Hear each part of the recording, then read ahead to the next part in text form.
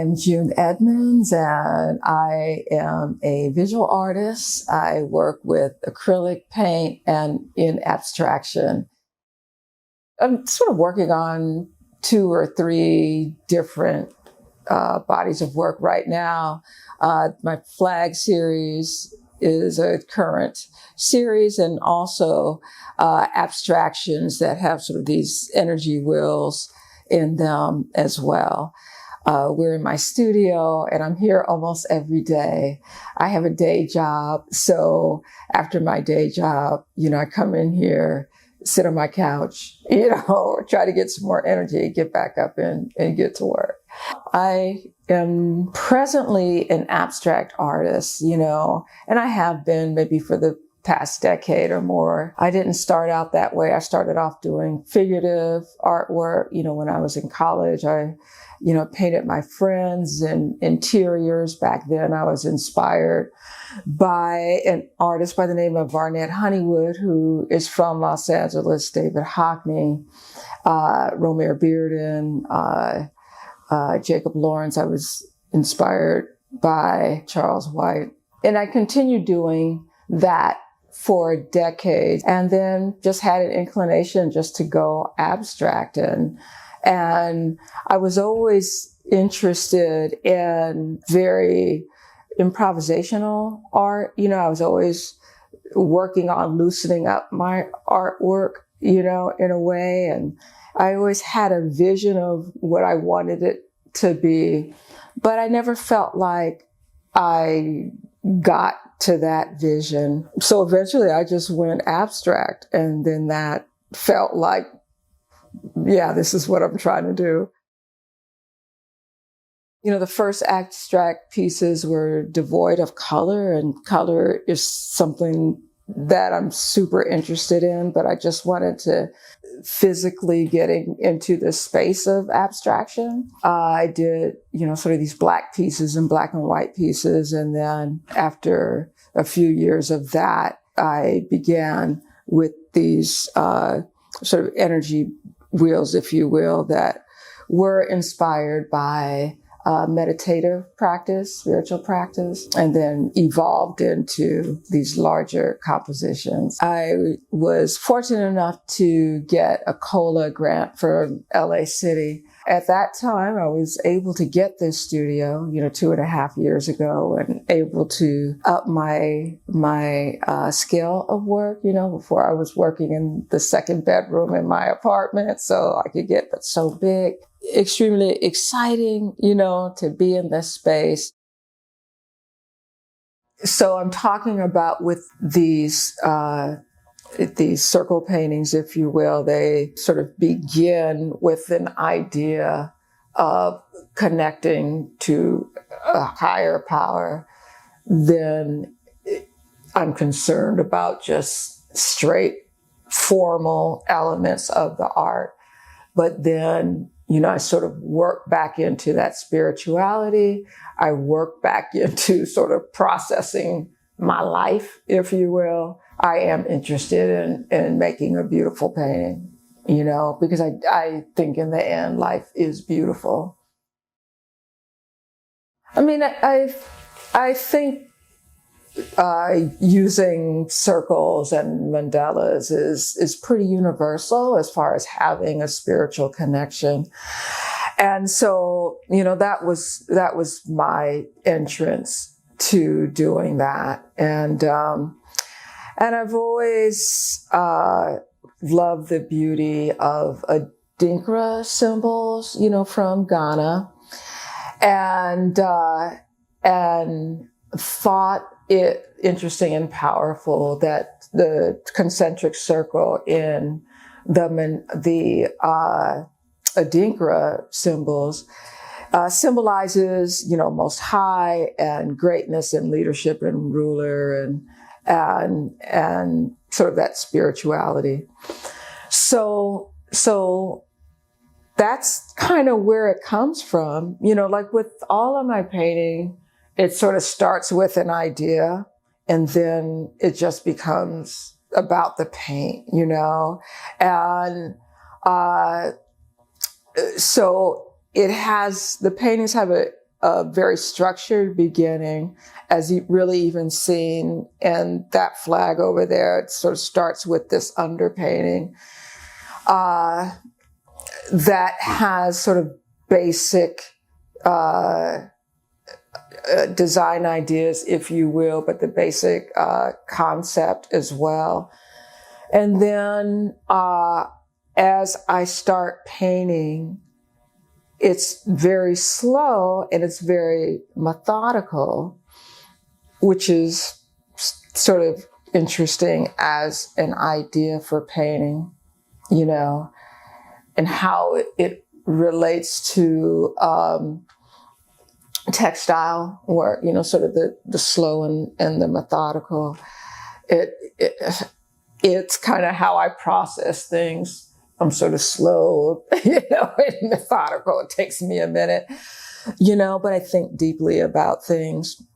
And even sort of most recently, just some reading, you know, that I have been doing very recently about sort of race women of the early 1900s.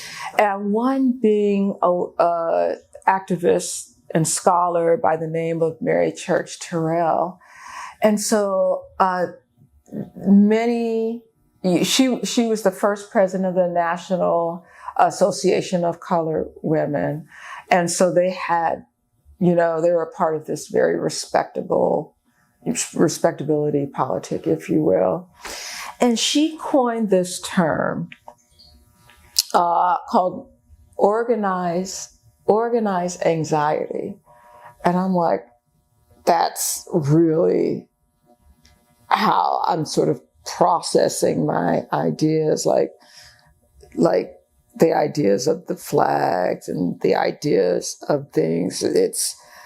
It's really sort of taking the anxiety, you know, of my day to day and just sort of organizing it into something that makes sense to me, something that I can sort of escape into, something that in the process I am connecting to, you know, memory, a deep memory, a higher power, just all those things that sort of put us back together, you know. That is really what that process begins to be. It's musical, it's improvisational, you know, especially sort of at the end of that process, you know. In the beginning, you know, I'm just sort of seeing through sort of the original ideas, you know. That's sort of a second layer, but then that third layer, you know, it really is 100% improvisation.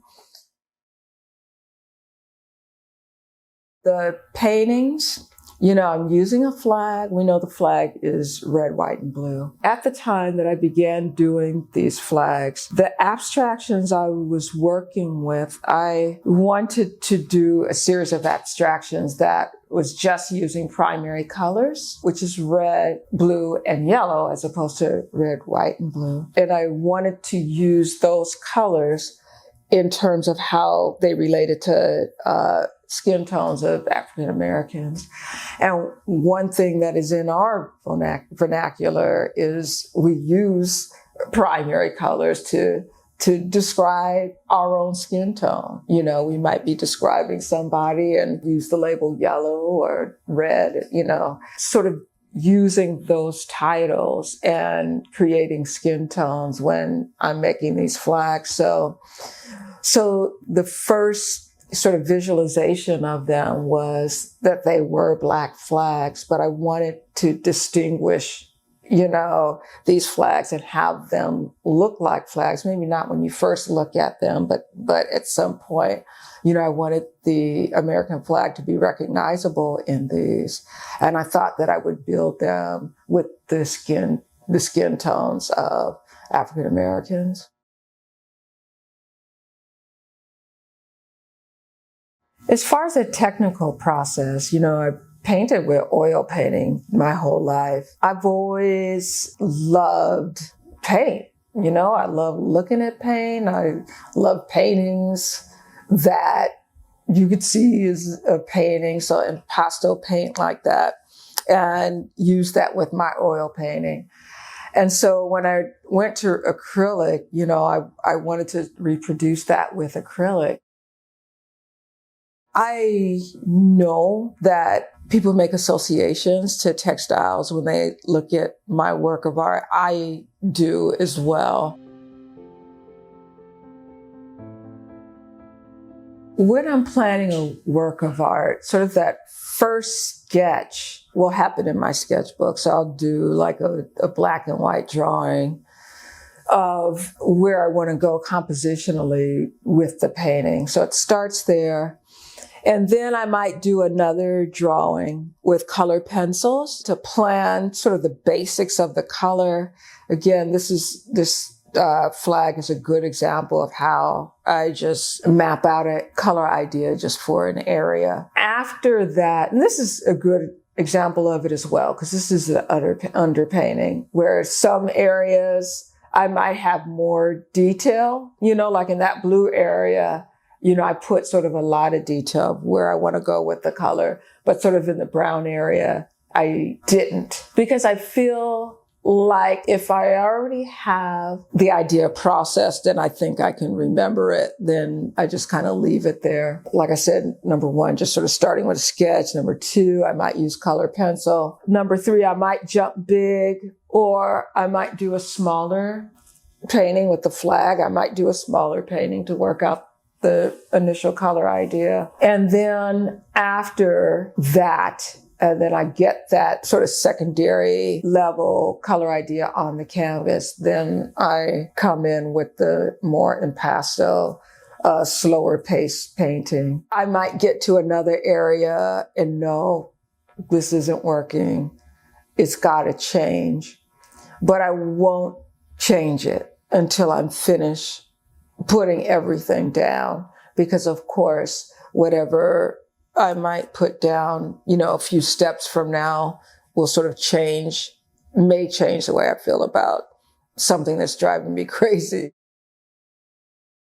The dialogue that's being inspired by Black Lives Matter, the Black Lives Matter protests are conversations that many of us have been in, for a very long time.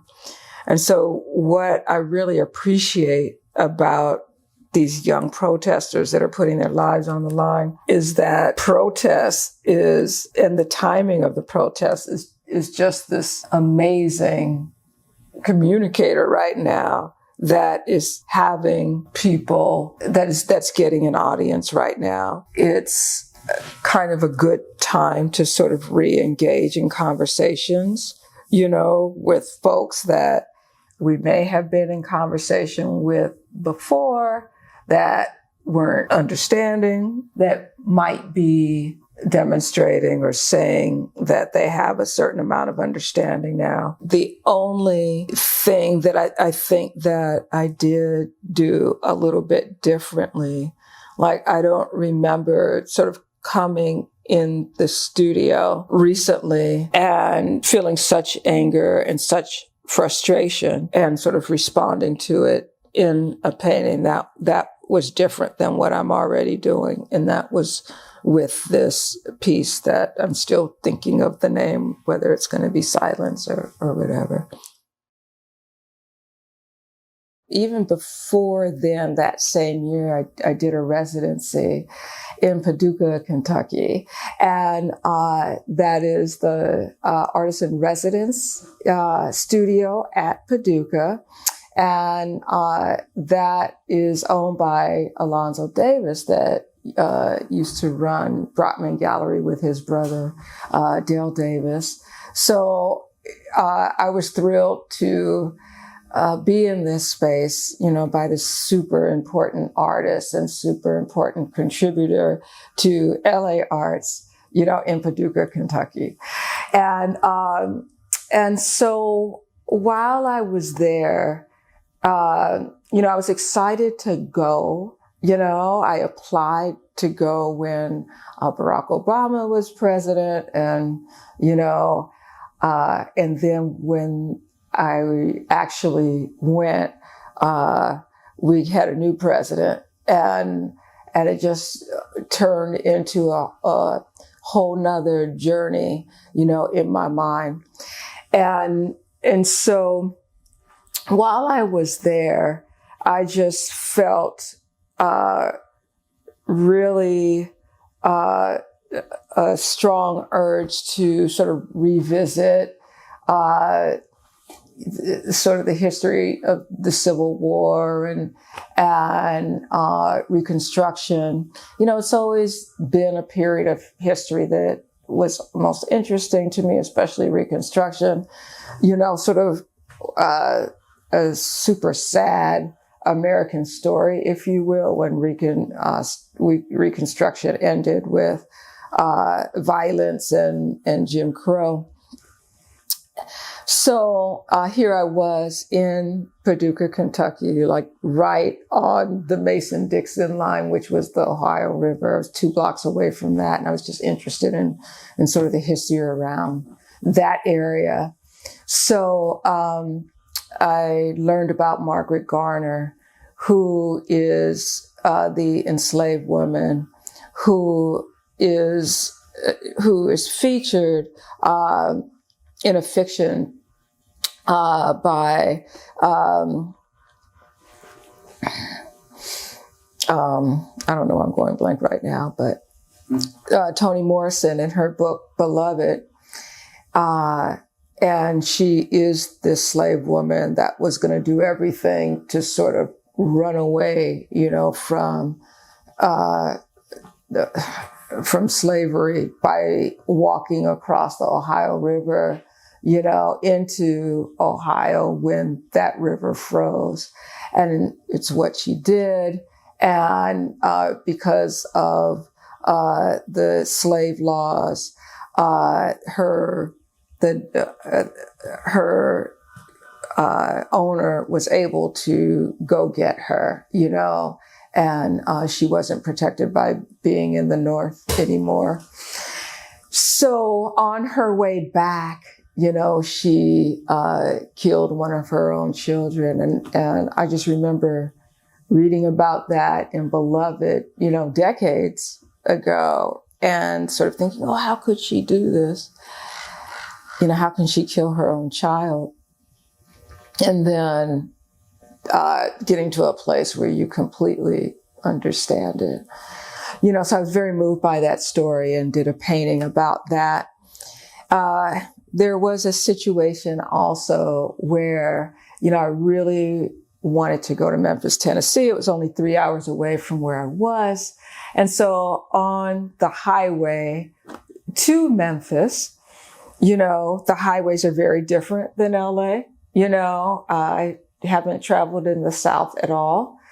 So the highways are just kind of like these roads with intersections, but they're, so when you're driving on a freeway here in LA, you don't really feel like you're going through town. It feels like you're going above and just sort of at this distance away from whatever neighborhood you're driving in. It doesn't feel like that when you're driving around in the South, at least where I was. And I was on one highway, and again, this is in February 2017, 3 months after, 45 got into office. And there's this Confederate flag, my sister lives in the South, so she, tells me about the Confederate flags on the trucks and all that kind of stuff. But this Confederate flag as big as this wall, on the top of this hill, in front of this house. And so that was very telling on sort of, to me, the new way of communicating who you are and what you believe in this country, sort of as a threat, that felt very threatening to me. So, I just knew we couldn't get a flat tire. We just needed to get to Memphis. But, I had I feel like this dream that I had about 6 months later, this dream was these 4 draped black flags, was in response, to that moment. And so I was preparing for the 2018 Cola show and said, well, you know what, I'm going to paint one of these paintings, And so in the midst of painting my abstract work, I painted that flag and then felt, that I wanted to paint more. This right here is it's really brand new. And this one is really a response to what's going on now, and it's sort of a response to the response, if you will. So, just maybe the week of or a week after, the protesters, bravely took to the streets, in response to the killing of George Floyd. White people finally started inquiring about issues that Black people have been talking about, for centuries and decades more modernly, And so some of the questions and some of the reactions were so crazy making, the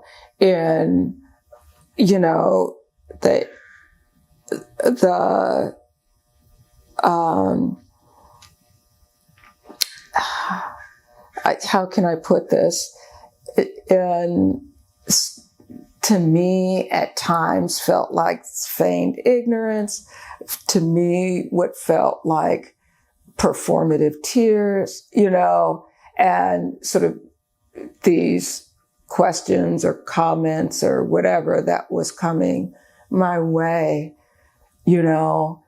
I was having a very emotional reaction, and it was very crazy making, made me extremely angry, and I felt, felt at that moment, there was this moment where I just felt like I've had enough of this coming at me, that it was really sort of the first time I sort of took that kind of anger and just processed it through a painting, and so that's actually what this is. And I'm sort of titling it Silence, or maybe I'm titling it Ignorance, or, you know what I mean? Or maybe I'm titling it Pretense. I don't know. But just how damaging and how violent, that ignorance is, and you still think I'm responsible to take care of you through it, So, so it is a Confederate flag, and that's how I see that. We're always sort of expected to sort of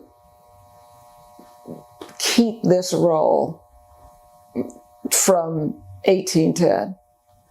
Like, I still have to take care of you. You still think I have to, and, so, somebody says to me, oh, that looks like icing. I was like, oh, good. It's because that's how people want it, but it's icing on a shit cake, I'm an art teacher as well for young people, and fortunate enough to have kids from kindergarten to 5th grade. What you'll see is a kindergartner come in, that barely has their words, they're just learning. And then they get a paintbrush in their hand, or they get oil pastels in their hand. And it's like they found themselves. So, and they know who they are as well. Like they engage in art, and it seems to me that they understand something about this art that maybe their friends don't, or they understand a little bit more. So saying that to say, I think that artists know who they are when they're young, but I don't think those are the only artists. I think that art can be a decision as well, that the love of art can come sort of later in development. It can come, when you're 8 years old. It can come when you're 10 years old. It can come when you're 15 years old, when you sort of connect to the language of art and sort of choosing it as a form of